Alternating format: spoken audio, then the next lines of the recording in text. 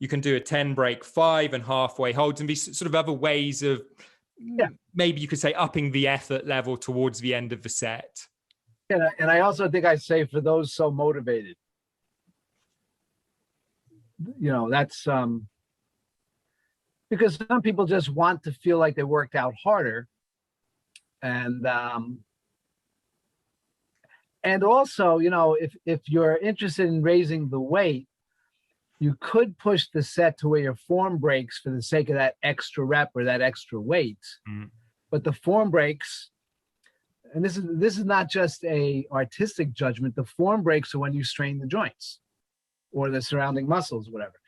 So I thought the marker would be, okay, if you're doing 10 in a minute, if you can hold the weight halfway down, wherever that is in that particular exercise, for the full 30 seconds, you can probably increase the weight for that first minute and not blow your form. Right.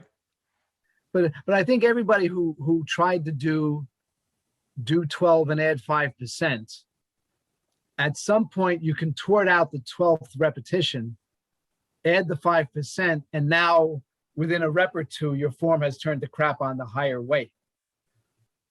Or if you're really aggressive in that progression at some point, and even Hutchins acknowledged that in the Super Slow technical manual, that by adding 5% every time you got 12, form would break for the sake of getting 12. Now you add the weight. Now the form breaks a little earlier. Now the form breaks a little earlier. And next thing you know, you have a whole set of poorly performed reps. So why am I training to vein bulging failure if I held back from vein bulging failure, are the muscles going to disappear? No. So, which is why, by the way, in addition to rupturing my own biceps and triceps, by virtue of training so many people over the years, I realized, that perpetual progression doesn't always happen. Do 12, add 5%. That's year one stuff.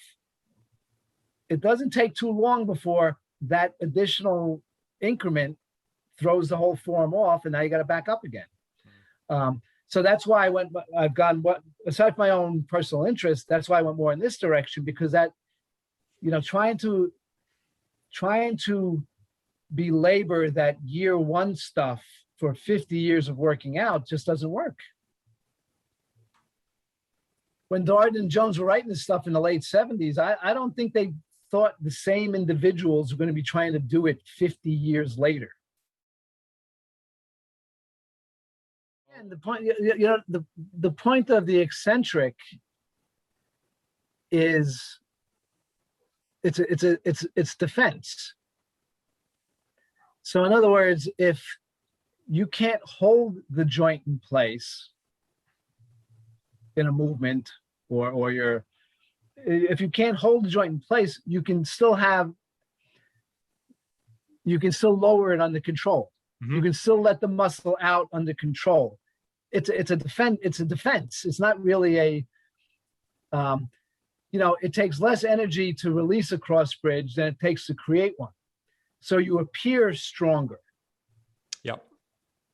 So like overloading it to the point of I like what Darden's doing with playing with the times, doing extra long hold, or I'll use it at the end of a set if you're so motivated to make the muscle work yet harder. But to really overpower the muscle, like to do chin-ups with 100 pounds on your waist and just do the negative, you don't have a lot of margin of error. Because if you can't slow it down, you can't slow it down.